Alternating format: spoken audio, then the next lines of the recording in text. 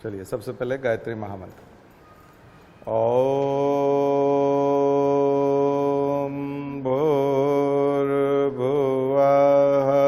स्वः तत्सवितुर्वरेण्यं भर्गो देवस्य धीमहि धियो यो नः प्रचोदयात्।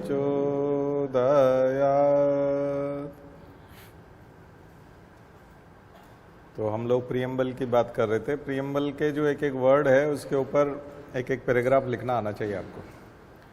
कोशिश तो ये करना चाहिए कि प्रियम्बल के एक एक वर्ड के ऊपर एक पेज हम लिख सकें, पर एक पेज की क्षमता नहीं है तो कम से कम एक पैराग्राफ का जरूर होना चाहिए। तो जो शब्द आते हैं, तो हम लोगों ने सोशलिस्ट शब्द देखा था, सोशलिस्ट। फिर उसके बाद क्या आता है? सेक्युलर। हाँ, फिर बाद में सेक्युलर बाद में आएगा, पहले सेक्युलर फिर रिपब्लिक, है ना। तो सेक्युलरिज्म अब भारतीय राजनीति में तो बड़ा बदनाम है, दोनों पक्षों में। एक पे आरोप लगता है एक पार्टी पे कि वो मुसलमानों का तुष्टीकरण करते हैं इसके माध्यम से, दूसरे पे आरोप लगता है कि वो ख्याल नहीं रखते हैं सब लोगों का। तो ये थोड़ा सा आरोप प्रत्यारोप चलता रहता है, इसलिए बड़ा हॉट टॉपिक है। लेकिन सेक्युलरिज्म का धर्मनिरपेक्षता का जो स्वरूप है, पंथ निरपेक्षता का जो स्वरूप है, वो हमारा भारतीय स्वरूप दूसरा है और यूरोपियन जो है वो दूसरा। यूरोपियन फॉर्म जो है वो धर्म से निरपेक्ष, वो दूरी बनाने का है, दूरी बनाने का है। और उसका कारण है कि वहाँ डाइवर्सिटी नहीं है धर्मों की, रिलीजियस डाइवर्सिटी उतनी नहीं है। हमारे यहाँ चूंकि रिलीजियस डाइवर्सिटी, तो हम भी इक्वी डिस्टेंस की बात करते हैं कि समान रूप से दूरी रखेंगे, लेकिन समान रूप से सबको संरक्षण भी देंगे, सबके संरक्षण का काम करेंगे। इसलिए सरकारी तौर पर आप देखते होंगे कि सभी वर्गों के लिए छुट्टी होती है। जैसे ईद की छुट्टी होती है तो हिंदुओं की छुट्टी भी होती है, दिवाली की छुट्टी होती है तो मुसलमानों की छुट्टी भी होती है, गुरु नानक जयंती की छुट्टी है तो सिखों की नहीं होती केवल, गुरु नानक जयंती के दिन, क्रिसमस के दिन सबकी छुट्टी होती है। तो ये जो आप देखते हो कि अवकाश जो होते हैं, शासकीय अवकाश में देखने को मिलेगा आपको सेक्युलरिज्म। लगभग सभी धर्मों के त्योहार, गुरु रविदास जयंती है, बुद्ध पूर्णिमा है, तो जितने भी धर्म हैं उन सभी धर्मों को समान रूप से अवकाश दिया गया है, सभी को संरक्षण दिया गया है। और यदि हम देखें कि राम मंदिर के उद्घाटन पर यदि पुष्प वर्षा हो रही है तो उधर और कोई धर्म का जुलूस है तो उस पर भी पुष्प वर्षा सरकारी तौर पे होती है, हेलीकॉप्टर से पुष्प डाले जाते हैं। तो ये सब सामान्य बात है, यानी कि सरकार सभी धर्मों का सम्मान करेगी। वैसे धर्म से निरपेक्ष रहना बड़ा मुश्किल काम है। डॉक्टर अंबेडकर ने कहा था कि जन्म से मृत्यु तक लगभग हर गतिविधि में धर्म शामिल है। धार्मिक क्रियाकलाप, धार्मिक संस्कार होते हैं, लगभग सभी गतिविधियों में होते हैं, जन्म से लेके मृत्यु तक। चाहे नामकरण संस्कार हो, मुंडन संस्कार हो, अंतिम संस्कार हो, विवाह संस्कार हो, तो व्यक्ति की जिंदगी में धर्म पूरी तरह से शामिल है। बहुत सारे व्यक्ति धार्मिक नहीं है, ठीक है ना। जो थीस्ट, एथिस्ट और एग्नोस्ट, तीन तरह की जो है इस वाले में लिखिएगा सेक्युलरिज्म में, थीस्ट, एथिस्ट और एग्नोस्ट। तो जो थीस्टिक आइडियोलॉजी है जिसमें ईश्वर में विश्वास किया जाता है, आस्तिकवादी, आस्तिकता को धारण किए हुए ये लोग ईश्वर में विश्वास करते हैं। एथिस्ट जो होते हैं वो नास्तिक होते हैं, ईश्वर में विश्वास नहीं करते। एग्नोस्टिक जो होते हैं, एग्नोस्ट, वो बताते नहीं, एक्सप्रेस नहीं करते, और कई बार उनको पता भी नहीं है। लेकिन बौद्ध धर्म में इसमें आता है, बुद्धिस्ट, जो ये कहते हैं कि हमें पता नहीं, हम करते भी हैं, नहीं भी करते हैं। ईश्वर है नहीं भी है, आत्मा है नहीं भी है, कह नहीं सकते। वी कांट से, हम नहीं कह सकते कि क्या है। तो ऐसे को बोलते हैं एग्नोस्ट। इन तीनों के प्रति समान रूप से व्यवहार करना। राज्य इन तीनों के प्रति समान रूप से व्यवहार करेगा, जो मानते हैं नहीं मानते हैं और जो कहते हैं कि है या नहीं हम नहीं जानते, और हमें उसकी जरूरत, जानने की जरूरत भी नहीं है कि ईश्वर है या नहीं, क्योंकि वो बहुत लंबी प्रक्रिया है और हम उसमें उलझना नहीं चाहते। इसलिए वो 8 फोल्ड पाथ की बात करते हैं, अष्टांगिक मार्ग की बात करते हैं कि हम तो इस मार्ग पे पहुंच करके अपना जीवन सफल बनाना चाहते हैं। तो हमको केवल यही करना है, हमें उससे कोई लेना देना नहीं। तो ये जो तीनों है, ये जरूर लिखिएगा आप। तो कहाँ बात कर रहे थे हम लोग?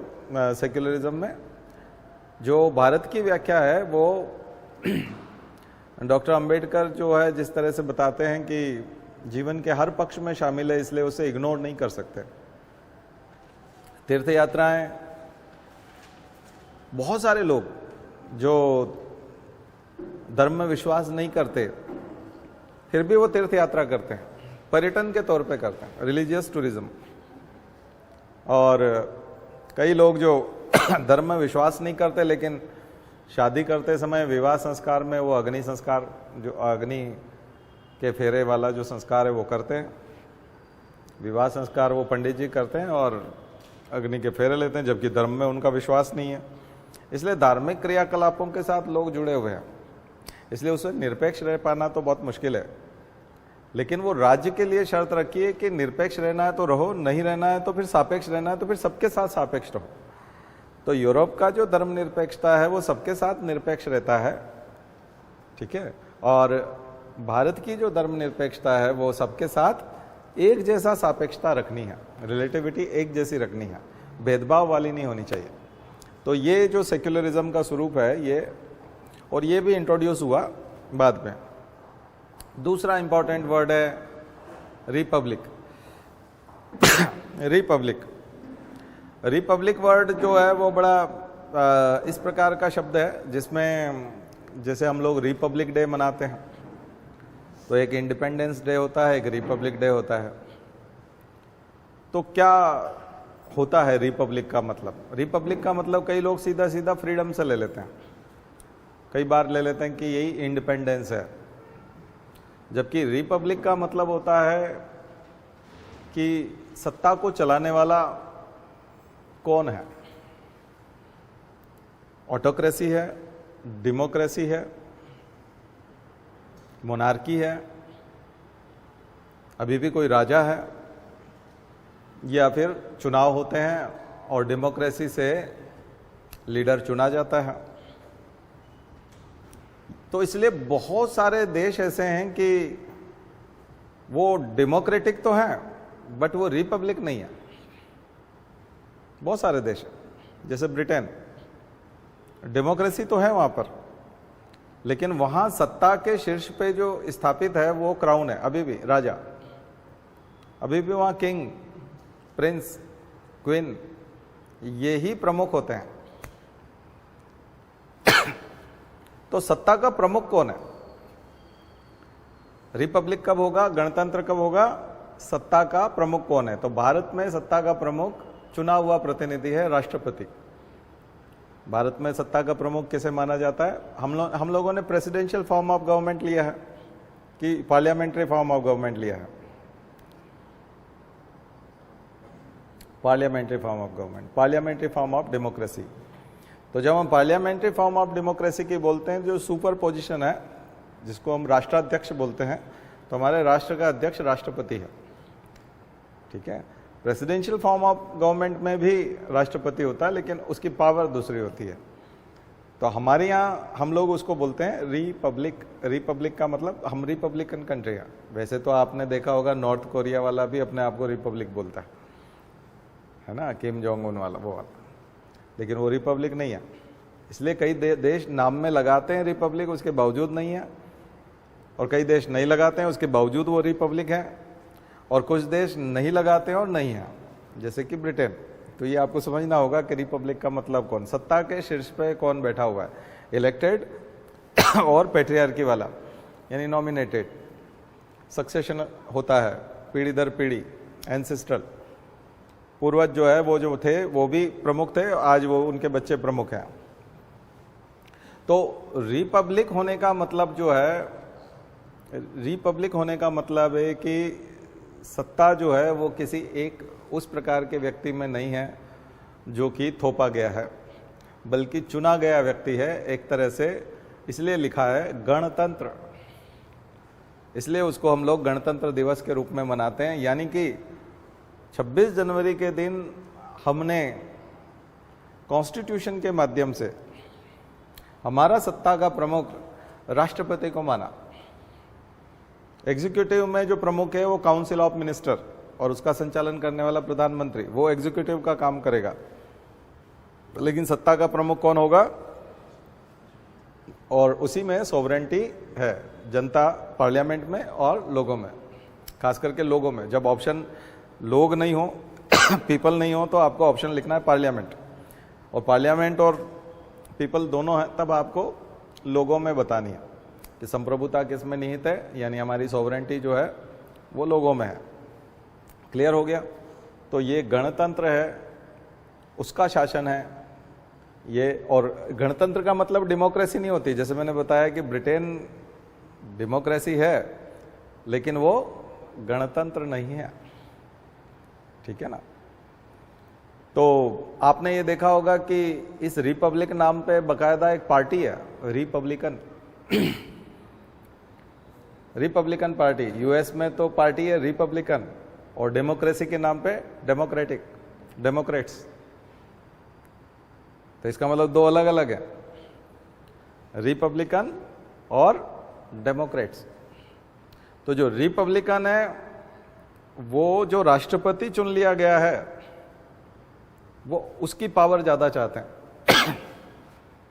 रिपब्लिकन किसकी पावर ज्यादा चाहते हैं? जो राष्ट्रपति चुन लिया गया, इलेक्टेड प्रेसिडेंट है, वो ज्यादा पावरफुल हो। जबकि डेमोक्रेट्स जो हैं वो चाहते हैं कि नहीं, इसको कंट्रोल करने के लिए जनता है। प्रेसिडेंट तो चुन लिया गया है, इसलिए वो जुडिशियल रिव्यू को बहुत ज्यादा इंपॉर्टेंस देते हैं, और वो जुडिशरी को डोमिनेंट बना देते हैं, क्योंकि पब्लिक से तो बार बार वोटिंग नहीं करवा पाएंगे 4 साल में। तो जुडिशरी बार बार चेक करती रहेगी कि ये ठीक से कर रहा है कि नहीं। आया समझ में?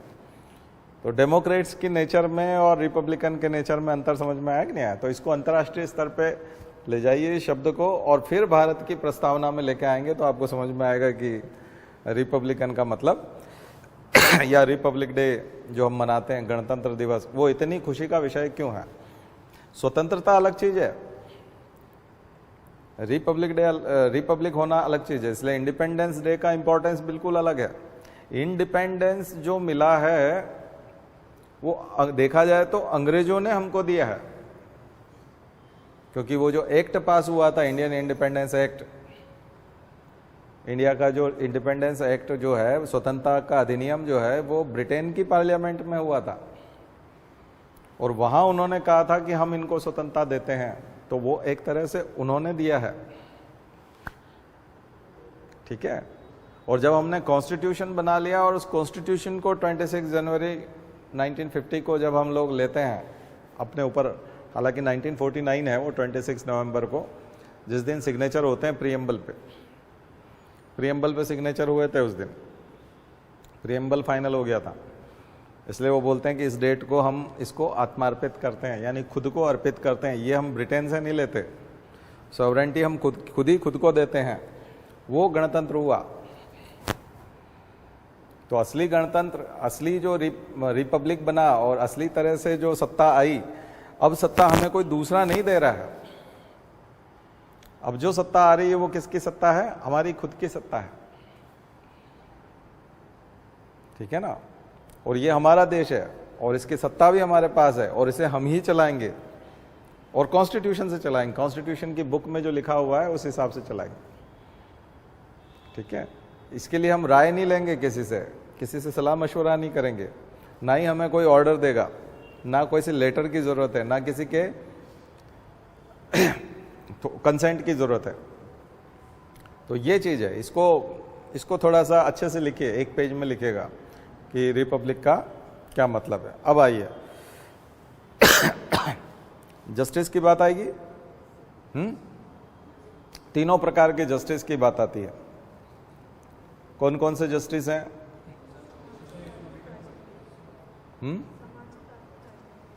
सामाजिक, आर्थिक और राजनीतिक। पॉलिटिकल जस्टिस जो है वो सीधा सीधा मीनिंग जो हम लगाते हैं वो ये है कि चुनाव के दिन जो है, मतदान वाले दिन हम वोट डाल के आते हैं, वोटर के रूप में जाते हैं और वोट डाल के आ जाते हैं, और हमारा पॉलिटिकल जस्टिस हो गया। कौन सा आर्टिकल हमको वोट देने का अधिकार देता है?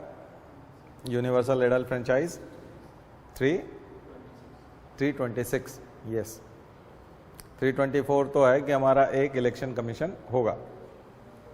326 हमको, अब पहले जो कॉन्स्टिट्यूशन बना तब 21 साल था, बाद में अमेंडमेंट नंबर 61, हाँ 61वां संविधान संशोधन 1989, जिससे 18 साल का जो भी है वो वयस्क है और वो मताधिकार उसको मिलता है, वोटिंग राइट।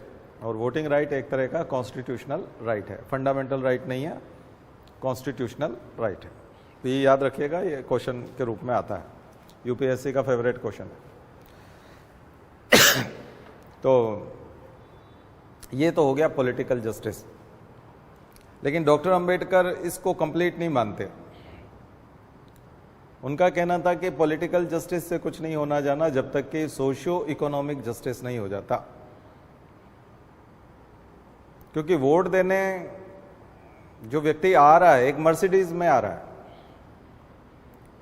वो मर्सिडीज से उतरता है और फिर वोट डाल के आता है, और एक आदमी जो है वो पैदल चल के आ रहा है या साइकिल से आ रहा है। उसकी आर्थिक स्थिति कैसी है, सामाजिक स्थिति कैसी? जो मर्सिडीज से आया है उसको कम से कम 200 लोगों ने नमस्कार किया, 200 लोगों ने उसका सम्मान किया, उसके बाद वो वोट डाल के आया। तो उसकी जो फीलिंग है, और एक आदमी जो साइकिल से आया उसे किसी ने नमस्कार नहीं किया, किसी ने सम्मान नहीं दिया, लेकिन वो भी वोट डाल के आया। इसलिए पॉलिटिकल राइट बिल्कुल अलग चीज है। दोनों के वोट की संख्या, दोनों का वोट का जो नंबर है वो एक ही रहेगा। उसका भी मतलब एक वोट है, उसका भी मतलब एक वोट है। पॉलिटिकल राइट ठीक है, लेकिन क्या भारत में सोशल और इकोनॉमिक जस्टिस हो पाया है? क्या सोसाइटी सभी को बराबर तरीके से देखती है? और क्या सभी लोग आर्थिक रूप से उसी प्रकार से संपन्न हो पाए हैं? क्या दूरियां कम हो पाई है? इसलिए इसके लिए हम लोग जो है सोशो इकोनॉमिक डेमोक्रेसी के लिए हम डीपीएसपी में जाते हैं। डीपीएसपी के जो प्रोविजंस हैं, जो आर्टिकल्स आप पढ़ेंगे डीपीएसपी के, उन प्रोविजंस में साफ साफ ये है कि सरकार ये कोशिश करेगी कि वो सामाजिक और आर्थिक रूप से लोगों को बराबरी पर ला सके। जिसके पास ज़्यादा जा रहा है, यानी कॉन्सेंट्रेशन ऑफ वेल्थ नहीं होने देंगे, और जिनके पास नहीं है उनको वेल्थ मिले, उनको इनकम बढ़े, ठीक है, उसकी जो है वो कोशिश करेंगे। तो उसमें जो वर्ड आता है सोशो इकोनॉमिक वाले में, ये है कि इनकम इनइक्वालिटी को मिनिमम किया जाएगा, उसको मिनिमाइज करने की कोशिश की जाएगी। इनकम इनइक्वालिटी को मिनिमाइज करने की कोशिश की जाएगी,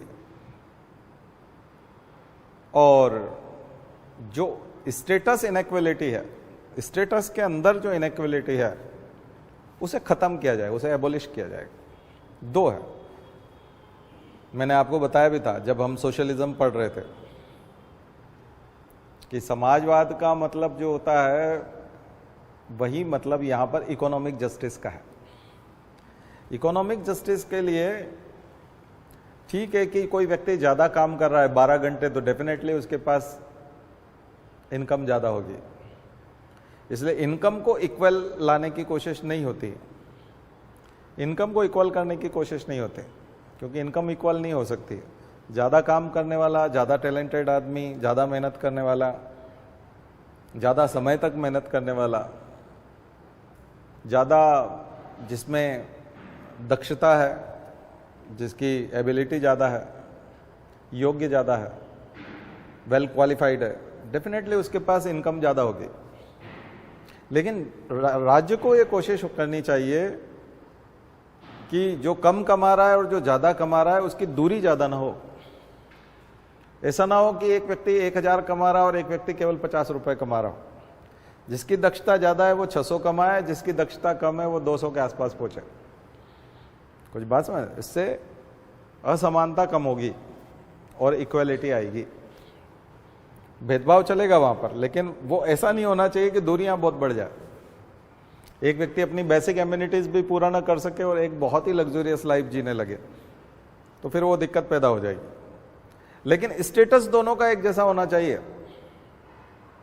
स्टेटस का मतलब ये कि अगर कोई सम्मान कर रहा है और थैंक यू बोल रहा है तो उसको भी थैंक यू बोले और उसको भी बोले, जो 1000 रुपए कमा रहा है उसको भी और 200 रुपए कमाने वाले को भी, दोनों को थैंक्स कहा जाए, दोनों के प्रति सम्मान का भाव हो, है ना। तो इसलिए जो विदेशों में आप जाओगे, खास करके अमेरिका में, तो अमेरिका के माहौल में आप देखेंगे कि वहाँ जो सफाई करने वाला है उसकी भी इज्जत है। कई बार उसका दोस्त आ जाता है, कार लेके निकल रहा है, वो सफाई वफाई का काम छोड़ के हाथ मिला के खिड़की में घुस करके उससे बातें करने लगता है। मैंने ऐसे दृश्य देखे हैं कि आदमी सफाई कर रहा है या खिड़की साफ कर रहा है होटल की, और अचानक से एक आदमी आया कार लेके, काफ़ी रिच, अच्छी महंगी कार थी, वो आया, उसने उसको बुलाया, दोनों ने हाथ मिलाया और कम से कम 5 से 10 मिनट गपशप की।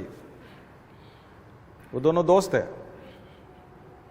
तो वहाँ स्टेटस, हमारे यहाँ इनकम के साथ साथ स्टेटस चेंज हो जाता है, ह्यूमैनिटी नीचे आ जाती है। इनकम बहुत ऊंची चली जाती है, उसके साथ ह्यूमैनिटी बरकरार है। तो अब आपको उसका अर्थ समझ में आया होगा, इकोनॉमिक और सोशल जस्टिस। कैपिटलिज्म का मतलब ये नहीं है कि पैसा जो बहुत ज़्यादा कमाता है फिर वो लोगों की इज्जत भूल जाता है,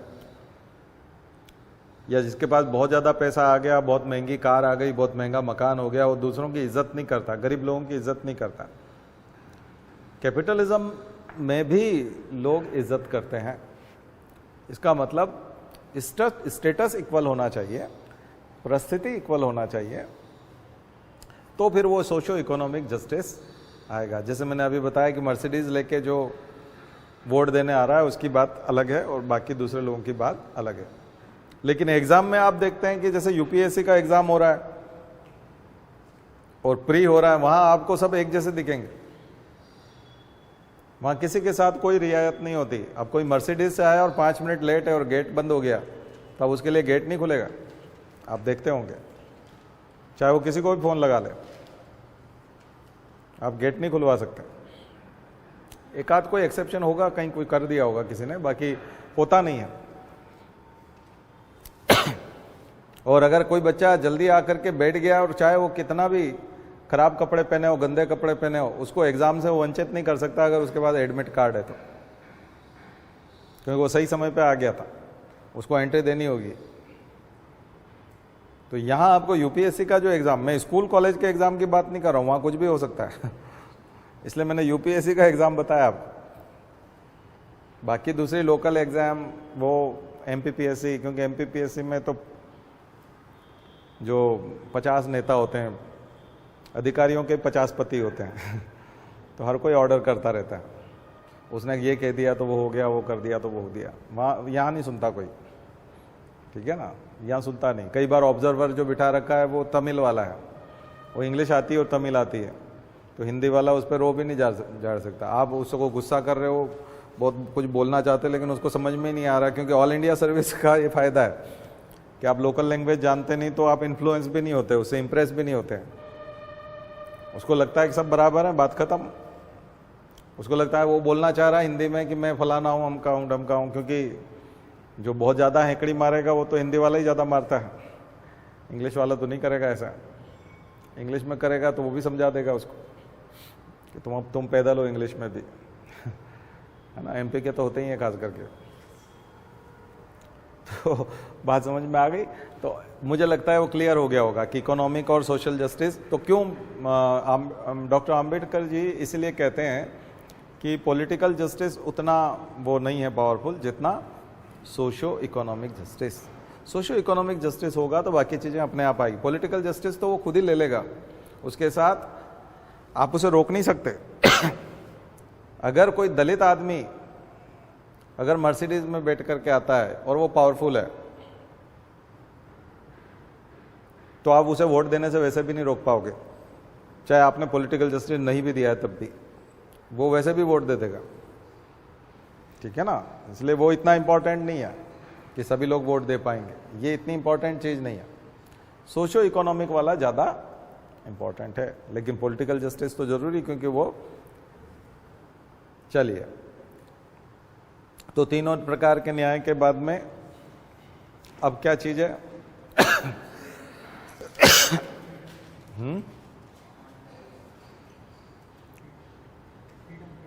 फ्रीडम।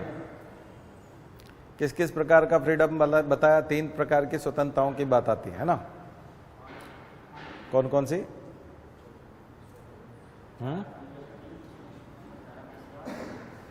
अच्छा, अभिव्यक्ति की नहीं, यहाँ क्या क्या आ रहा है वो आप 19 में मत जाओ। हाँ, बिलीव, फेथ, वर्शिप और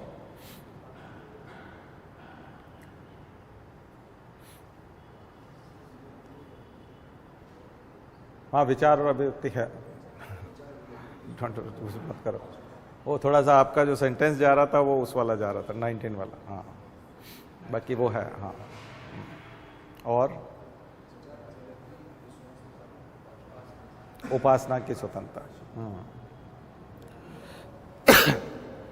तो व्याख्या तो आपको करते समय 19 में जाना ही होगा, ठीक है ना, क्योंकि मौलिक अधिकारों के तहत जो है वो, और ये जो स्वतंत्रता है, लिबर्टी है ना, ये जो लिबर्टी है ये कहाँ से मिली है? तो इसके लिए आपको फ्रेंच रिवॉल्यूशन, रशियन रिवॉल्यूशंस में जाना होगा, क्योंकि ये जो स्वतंत्रताएं हैं ये एकदम से नहीं आई हैं, ये क्रांतियों से प्रभावित है। हमारा कॉन्स्टिट्यूशन की प्रस्तावना क्रांतियों से प्रभावित है, और इसका सीधा संबंध डेमोक्रेसी से है, लोकतंत्र से है। ठीक है, तो समानता, इक्वलिटी, फ्रेटर्निटी और लिबर्टी, ये 3 चीजें जो है फ्रेंच रिवॉल्यूशन से निकल के आई। वो लोग बोलते थे इगेलिटे, फ्रेटर्निटे और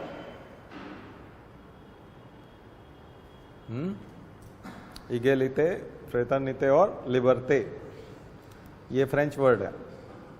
और यही फ्रेंच रिवॉल्यूशन की आत्मा थी कि फ्रांस की क्रांति के परिणाम स्वरूप 3 प्रकार की चीजें निकल करके आई, और इसी का असर फिर अमेरिका के निर्माण और अमेरिका के संविधान पर पड़ा।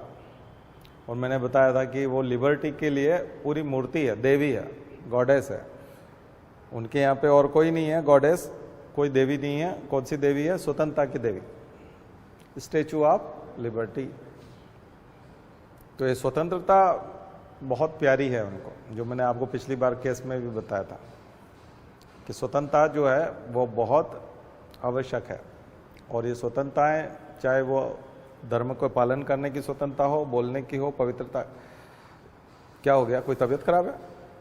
हाँ, तो चले जाओ ना, आप चले जाइए। हाँ, परेशान मत होइए, चले जाइए, यहाँ बैठ। हाँ हाँ, अच्छा, ठीक है। ठीक है, तो ये है। और फिर अगला है इक्वालिटी और फ्रेटर्निटी, बंधुता बढ़ाने के लिए, समता के लिए। तो इक्वालिटी और इक्विटी 2 वर्ड है, तो ध्यान रखिए, इक्वालिटी लिखा जरूर है, लेकिन वो उसका जो मीनिंग है वो समता वाला मीनिंग है। हिंदी में जब पढ़ेंगे तो समानता नहीं बोलते, क्या बोलते हैं? समता बोलते हैं। समता बढ़ाने के लिए। यहाँ इक्वेलिटी का या इक्विटी का मतलब क्या है? समता। समता और समानता में अंतर है। पहले वाली क्लास भी हमारी देख लीजिएगा प्रियम्बल की, तो उसमें आपको आइडिया लग जाएगा, है ना। समानता अलग चीज है।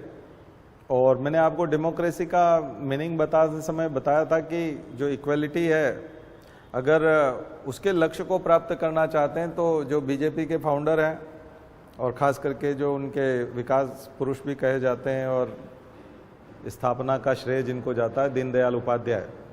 पंडित दीनदयाल उपाध्याय का सिद्धांत है जो MPPSC में पूछा जाता है एथिक्स वाले पेपर में। एथिक्स के पेपर में उनको बकायदा सिलेबस में दिया हुआ है, वो है अंत्योदय का सिद्धांत। तो इक्विटी का सिद्धांत समझना है तो वहां से समझिए, अंतिम आदमी का उदय, अंतिम आदमी का उदय। मेजोरिटेरियनिज्म नहीं है। जैसे वो फैन चल रहा है पीछे उस फैन से अगर हम कहें कि उस फैन को बंद करना चाहिए या चालू रखना चाहिए और हम वोटिंग करें और आप में से आधे से ज्यादा लोग कहें कि इसको चालू रखिए क्योंकि हमें गर्मी लग रही है, आधे से ज्यादा लोग कहें, लेकिन कोई एक या दो व्यक्ति कहें कि हमारी तबीयत थोड़ी सी खराब है, हम बीमार हैं और फैन चलाते रहेंगे तो सर्दी बढ़ जाएगी, बुखार बढ़ सकता है, तो वो तो माइनॉरिटी है, वो तो केवल 2 लोग हैं। लेकिन जस्टिस क्या होगा? जो सोशल जस्टिस कहें या जो भी है, वो क्या होगा? अंत्योदय। वो अंतिम आदमी चाहे लाइन में आखिरी में खड़ा हो, उसको मदद की जरूरत है, चाहे वो कम संख्या में हो। इसलिए माइनॉरिटी भी है तब भी उसकी बात सुनना है। उसको बोलते हैं इक्वालिटी। इक्वालिटी का उसको बोलते हैं इक्विटी। उसको क्या बोलते हैं? इक्विटी। और इक्वालिटी का मतलब होता है कि सबकी सुन ली और सबको समान रूप से वितरित कर दिया। जैसे मंदिर में प्रसाद बांट रहे हैं पंडित जी और 2-2 लड्डू सबको दे रहे हैं। एक बहुत बड़े शरीर वाले सेठ जी हैं जिनको डायबिटीज है और उन्होंने कहा मुझे डायबिटीज है, मैं केवल 1 दाना लूंगा प्रसाद स्वरूप, 2 लड्डू तो मैं नहीं ले पाऊंगा, मुझे केवल 1 दाना दे दीजिए। और पीछे एक बच्चा है जो शक्ल से लग रहा है कि ये भूखा है और इसने कुछ खाया नहीं काफी समय से। तो वो जो 2 लड्डू हैं जो सेठ जी के बचे हुए थे, वो आपने उस बच्चे को पकड़ा दिए, तो उसके पास 4 लड्डू हो गए। 2 के बजाय कितने हो गए? 4 हो गए। उससे उसका खाना हो गया। क्या हो गया? इक्विटी। जबकि इक्वालिटी क्या थी? एक व्यक्ति को 2 लड्डू दिया जाना है, ठीक है? उसको भी 2 मिलते, उसको भी 2 और उसको भी 2। क्या हो क्या गया? हाँ, ऐसे मत बैठिए, नीचे ही बैठिए, फिर नीचे बैठ करिए, यहाँ नहीं बैठिए, है ना। यहाँ ऐसे कोई रहता नहीं ना। आप बात भी करते हैं, आपको तो पता है, हमने पहले, आप तो पहले से आते हैं, हम इतना वो नहीं करते, ठीक है। आप मैं पिछले 2-3 क्लास से देख रहा हूँ आप ऐसे करते ना, तो इतना हम लोग नहीं करते ना, इतना अलाउ नहीं करते। आप तो समझते हैं, फिर ऐसा नहीं करते। वो तो पढ़ाने में डिस्टर्ब हो जाता है ना। मैं टीचर ही ऐसा ही हूँ, थोड़ा सा प्रॉब्लम है मेरे साथ है, मैं नहीं पढ़ा पाता। डिस्टर्बेंस के साथ मुझे दिक्कत आती है।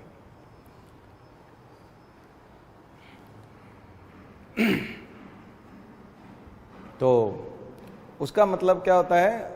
इक्विटी, ठीक है। इक्विटी का मतलब समान रूप से नहीं है, योग्यतम को, जो सबसे ज्यादा जिसको जरूरत है। अंत्योदय, अंत्योदय इक्विटी है, सर्वोदय इक्विटी नहीं है। तो गांधी का सिद्धांत था सर्वोदय, सबका उदय, जबकि पंडित दीनदयाल उपाध्याय बोलते हैं अंतिम का उदय। पंक्ति में जो सबसे आखिरी है, जो सबसे वंचित है, डिप्राइव्ड है, जिसका सबसे ज्यादा छीना गया है, जो सबसे ज्यादा लूटा पिटा हुआ है, जो सबसे ज्यादा दलित है, उसका उदय होना बहुत जरूरी है। बहुत कट्टर विचारधारा है, बहुत ही कट्टर विचारधारा है। अगर आप देखें तो उससे ज़्यादा कट्टरता और नहीं हो सकती। वो तो साम्यवाद और समाजवाद से भी ज़्यादा कट्टर है, क्योंकि समाजवाद में भी बराबरी की बात की जाती है। अंतिम आदमी पे फोकस करेंगे ये बात नहीं होती, जबकि अंत्योदय में किस पे फोकस करने की बात हो रही है? अंतिम आदमी पे। उसका उदय होना बहुत ज़रूरी है, उसका इमरजेंस बहुत ज़रूरी है। वो आए, उठे और बराबरी पर आकर के खड़ा हो जाए। स्वामी विवेकानंद भी यही चाहते थे, इसलिए वो बोलते थे भूखे आदमी से धर्म की बात करना पाप है, उससे धर्म की बात मत करो। भूखे आदमी को रोटी चाहिए, उसको रोटी दो, उसे धर्म नहीं चाहिए, उसे रोटी चाहिए। ये स्वामी विवेकानंद के शब्द हैं। ये जो मैं अंत्योदय और स्वामी विवेकानंद के शब्दों की बात कर रहा हूं ना, ये इक्विटी है, ये समता है। इसलिए जब हम एम्पैथी और सिंपैथी की बात करते हैं, तो जब सिंपैथी होती है तो सिंपैथी वो वाली है, इक्वालिटी, यानी उसमें जस्टिस नहीं मिलता। एम्पैथी समानुभूति, उसके जैसी अनुभूति। अगर आप उसके जैसी अनुभूति करेंगे तो फिर आप इक्विटी लेके आएंगे, इक्विटी की बात होगी। ठीक है, तो इसको अच्छे से यहाँ पर करिए। फ्रेटर्निटी तो सिंपल है इसमें, तो इसमें और कुछ बचा है? हो गया ना? हाँ, तो ये तो लगभग प्रियम्बल के बारे में आप थोड़ा थोड़ा लिखिए, कम से कम एक पैराग्राफ लिखिए, नहीं तो फिर एक पेज भी लिखने की कोशिश करिए। मैटर बहुत होता है और इसके कंसेप्ट जितने ज़्यादा क्लियर होंगे, निबंध में, ऐसे के पेपर में आपको सबसे ज़्यादा फायदा होगा। ठीक है, चलिए अब हम चलते हैं कॉन्स्टिट्यूशन में। तो आर्टिकल 1 to 4, संघ और उसका राज्य क्षेत्र, यूनियन एंड देयर स्टेट्स। पहले वाले में नामकरण है, इंडिया, भारत। भारत जो है वो हिस्टोरिकल नॉमेनक्लेचर है एक तरह का, इटिमोलॉजी के हिसाब से नहीं है। भारत जो है वो क्या है, वो कहाँ से आया? हिस्ट्री से आया। भरत नाम के राजा से उसकी कहानी है, और भरत वंश और भरत से भारत बना हुआ है, तो उसका नामकरण दूसरी तरीके से है। और इंडिया जो है वो इंडस रिवर से बना है। इंडस रिवर के इस पार जो रहते थे वो हिंदू थे। सिंधु नदी है तो हिंदू हुए, और उसी से हिंदुस्तान, इंग्लिश में उसको बोलेंगे इंडिया, इंडस से इंडिया। तो चाहे हिंदुस्तान कहें तो भी वो भी ज्योग्राफिकल ओरिजिन है उसका, नाम का, नॉमेनक्लेचर का, और इसका भी ज्योग्राफिकल है। दोनों पे काफ़ी बहस हुई और लंबे समय तक बहस हुई। तो अब इंडिया का जो है, अगर आप हिंदी ट्रांसलेशन देखें तो वो हिंदुस्तान होता है। ठीक है, और भारत का इंग्लिश होता नहीं है, क्योंकि भारत एक नाम है, नाउन है, तो वो तो इंग्लिश अलग से ट्रांसलेशन नहीं होता उसका, वो भारत भारत ही रहेगा। तो दोनों अलग है, कोई किसी का सिनोनिम नहीं है, या नहीं कह सकते। ठीक है ना, उसको और में नहीं लिख सकते, बल्कि दोनों ही अलग है। और दो नाम है, भारत के दो नाम है, इंडिया के दो नाम है, इंडिया और भारत। ठीक है ना, कई बार हम लोग क्रिकेट मैच देखते हैं तो वहाँ वो हिंदी की कमेंट्री में भारत बोल देता और इंग्लिश में इंडिया बोल देता, तो हम कंफ्यूज हो जाते हैं, हमको लगता है कि ये इसका हिंदी है। तो इंडिया का हिंदी भारत नहीं है, उस तरह से नहीं है। आप ट्रांसलेशन करके ना देखें उसको, दोनों का ओरिजिन डिफरेंट है, क्योंकि ट्रांसलेशन में तो मीनिंग और उसका एटिमोलॉजी एक जैसा होता है, उसकी व्युत्पत्ति एक जैसी होती है। यहाँ ये व्युत्पत्ति एक जैसी नहीं है, ठीक है ना, डिफरेंट है। चलिए, और उसके राज्य। तो स्टेट्स जो हैं, यहाँ पर जो बहस आती है वो 3-4 तरह की बहस है, जो आपको यहाँ फर्स्ट आर्टिकल में लिखनी होगी, दूसरे वाले में, तीसरे वाले में, चौथे वाले में, जो 1, 2, 3, 4 वाले में। पहला जो इसको बोलते हैं पार्ट फर्स्ट। देखिए, कॉन्स्टिट्यूशन जो हमारा बटा हुआ है वो पार्ट्स में बटा हुआ है, यूनिट्स में नहीं है। जैसे हमारी टेक्स्ट बुक होती है वो यूनिट में बटी होती है, और यूनिट में बटी होती है तो क्या होता है कि कोई चैप्टर होता है या उसमें चैप्टर्स होते हैं और यूनिट्स होती हैं, या चैप्टर्स के अंदर सब चैप्टर्स या टॉपिक होते हैं। तो उसके बाद जब क्वेश्चन आंसर होते हैं तो आप देखते होंगे कि 1 2 3 4 5 6 7 क्वेश्चंस हैं। फिर सेकंड यूनिट में जाते हैं या सेकंड चैप्टर में जाते हैं और वहां अगर 7 क्वेश्चंस हैं तो वो भी 1 2 3 4 5 ही होते हैं। लेकिन जब हम कॉन्स्टिट्यूशन में आते हैं तो यहाँ part first 1 to 4, part second में 1 to 4 नहीं होता, फिर क्या होता 5 to 11 हो जाता। तो वो चीज जो है वो जब हम आर्टिकल्स की बात करते हैं तो वो कंटिन्यूअस चलते हैं, हर पार्ट में वो 0 यानी 1 से शुरू नहीं होते। तो ये अंतर है, इसको टेक्स्ट बुक की तरह नहीं करते, ये कॉन्स्टिट्यूशन ऑफ इंडिया है। तो आप जब भी बात करें कि कॉन्स्टिट्यूशन ऑफ इंडिया को किस में बांटा गया है तो पार्ट्स में बांटा गया है। हमारा कॉन्स्टिट्यूशन किस में डिवाइड है? पार्ट्स में डिवाइड है, भागों में बटा हुआ है, 22 भाग है। और प्रत्येक भाग में आप कहोगे कि अनुच्छेद में बटा हुआ है, नहीं, अनुच्छेद तो कंटिन्यूअस है, ठीक है ना। पार्ट जो है वो अनुच्छेद में बटे हुए नहीं है, बल्कि वो कंटिन्यूअस है। तो ये थोड़ा सा लैंग्वेज जब बनानी होगी या इंटरव्यू में जब आप बोलोगे तब वो जो क्वेश्चन पूछेंगे तब जवाब देते समय आपको सावधान रहना होगा। तो कौन कौन सी बहस है, पहले बहस पे जाए, डिबेट कौन कौन सी होती है, क्योंकि वो डिबेट वाले क्वेश्चंस बनेंगे। पहली डिबेट तो ये है कि नए राज्यों का निर्माण, new states, formation of new states. तो क्या नए राज्यों का जो निर्माण है वो आवश्यक होता है?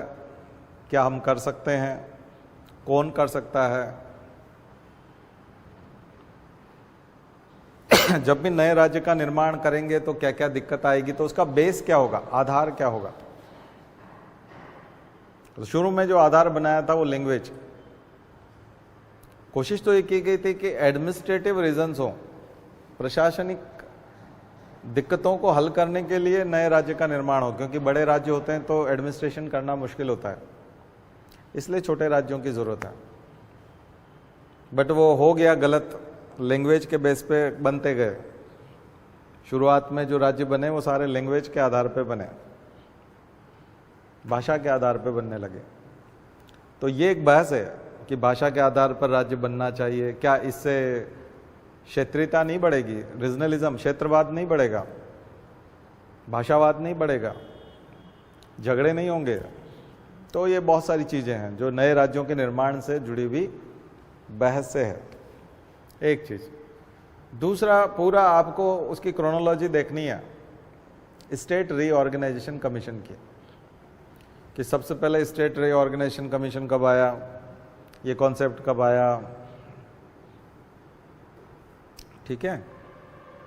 और सबसे पहले धर कमीशन था, फिर जेवीपी कमेटी थी, और जब देश आज़ाद हो गया और पूरी तरह से जब 53 में, वो नाम में बार बार भूल जाता हूँ, उनकी डेथ हो गई, तेलुगु वाले श्रीरामुलु क्या थे, हाँ श्रीरामुलु, पूरा नाम देख लीजिएगा, जिनकी डेथ हो गई। उसके बाद में फिर पूरा स्टेट रीऑर्गेनाइजेशन कमीशन बनाया गया, फजल अली है ना, पणिक्कर और कुंजरू, हृदयनाथ कुंजरू।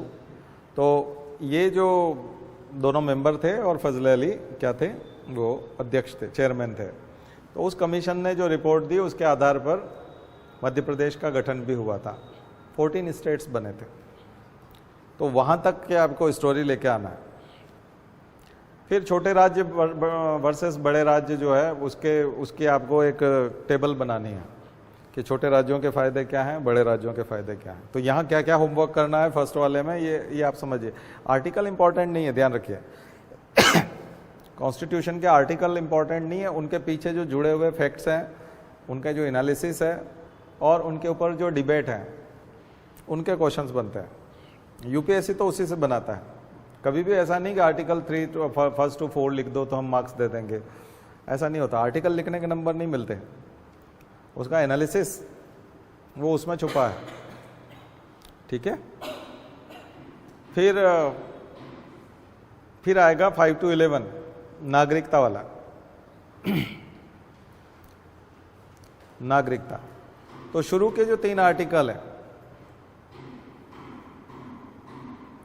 5, 6, 7, 8 भी मान के चलिए। तो खास करके शुरुआत के जो आर्टिकल हैं उनको उतना इंपॉर्टेंट नहीं माना जाता। उसका कारण है कि अभी उसका कोई रिलेवेंस नहीं है। स्वतंत्रता के समय में था, जिस समय में स्वतंत्रता मिली थी उस समय में 26 जनवरी या खास करके जब हमारा 15 अगस्त 1947 को देश आज़ाद हुआ, उस स्थिति में, और 26 जनवरी 1950 की स्थिति में क्या स्थिति थी, उस समय में लोग कौन कहाँ रहते थे उसके आधार पर था। क्योंकि उस समय में माइग्रेशन हुआ था, दुनिया का सबसे बड़ा माइग्रेशन था, और ये माइग्रेशन लंबे समय तक चलता रहा। क्योंकि कई लोग छुपे हुए थे तो अपने इंडिया में पहुंचने में भी टाइम लग गया। अच्छा, कई लोग सिर पे ऐसे गठरी लेकर के और वो चले थे कराची से, अब सिंध से पैदल चले हैं तो भारत पहुंचने में टाइम लगता है। इसलिए जो आप जब 6-7 इनकी बात करते हो तब वहाँ पर डेट जो आती है वो 22 जुलाई 1948 आती है। 1948 तक भी आप अगर आ रहे हैं, देर से भी आ रहे हैं, और अगर आपने रजिस्टर करा लिया है, वहाँ ऑफिसर को बता दिया है कि हम आ गए हैं, पहले वहाँ थे अब आ गए हैं, तो भी आपको नागरिक मान लिया जाए। अब कुछ लोग जो है ताबड़तोड़ चले गए थे, पहले चले गए थे, कुछ बाद में चले गए थे, लेकिन उनको समझ में आया कि हम गलत चले गए थे। अब वो लौट के वापस आ रहे हैं, उनको भी, तो जो वहाँ से आ रहे हैं उनको भी नागरिकता, जो यहाँ हैं उनको भी नागरिकता। बट आपको और हमको जो नागरिकता है वो नागरिकता इनसे नहीं है, 5, 6, 7 इनसे नागरिकता नहीं मिली। आप और हम हैं तो हम तो आज़ादी के बहुत बाद वाले हैं। तो इसके लिए जो है हमारे लिए एक नागरिकता कानून है, सिटीजनशिप एक्ट 1955। हम लोगों को जो नागरिकता मिली है वो सिटीजनशिप एक्ट 1955 मिली। उसी में जो अमेंडमेंट हुआ था जिसको हम CAA NRC कहते हैं, और ये है आर्टिकल 11 में कि संसद को ये पात्रता है, पार्लियामेंट को ये अधिकार है कि वो समय समय पे नागरिकता से संबंधित कानून बना सकती है।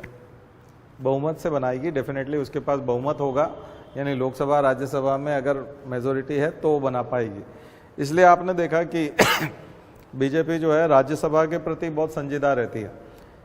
कई बार लगता है कि प्रधानमंत्री और गृह मंत्री और बीजेपी के प्रेसिडेंट और सारे स्टेट के प्रेसिडेंट और ये इतने ज़्यादा परेशान क्यों रहते हैं चुनाव को लेकर के, खास करके राज्यों के चुनाव को लेके भी बहुत सिंसियर होते हैं। वो ऐसे उसको मतलब उसको लाइट नहीं लेते। आपने देखा होगा पूरे शिद्दत के साथ चुनाव लड़ते हैं। उसका कारण है कि अगर विधानसभाओं में अगर ज़्यादा सीटें आएंगी, और अभी राज्यसभा की सीटों के लिए भी मारामारी थी, आपने देखा बहुत ही ज़बरदस्त फाइट हुई थी। तो जितने ज़्यादा लोग राज्यसभा में पहुंचेंगे बीजेपी से, वहाँ राज्यसभा में NDA का बहुमत आएगा। और अगर राज्यसभा में NDA का बहुमत आ गया और लोकसभा में तो ऑलरेडी है क्योंकि गवर्नमेंट है, दोनों तरफ बहुमत है, और तो फिर राष्ट्रपति से सिग्नेचर बरकराने किसी भी प्रकार का कठोर कानून बनाया जा सकता है। ठीक है ना। तो खास करके CAA NRC के संबंध में तो अभी इस बार CAA और NRC की बात होती, नेशनल रजिस्ट्रेशन और रजिस्टर फॉर सिटीजन्स। तो जो नागरिक हैं उनके लिए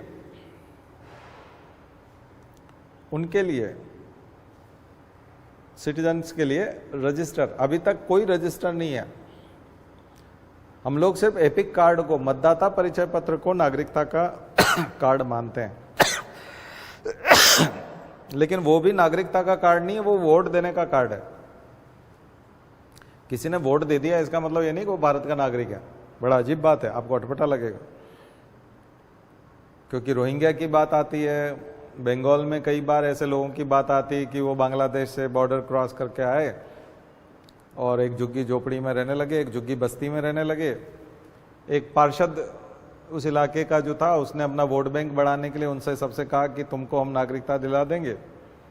तो उसने राशन कार्ड भी बनवा दिए और उन सबका वोटर ID भी बनवा दिया। तो क्या वो नागरिक हो गए? क्योंकि वोटर ID तो है उनके पास, बल्कि वो तो इलेक्शन भी लड़ सकते हैं क्योंकि वोटर ID है, आधार भी बन जाएगा उनका।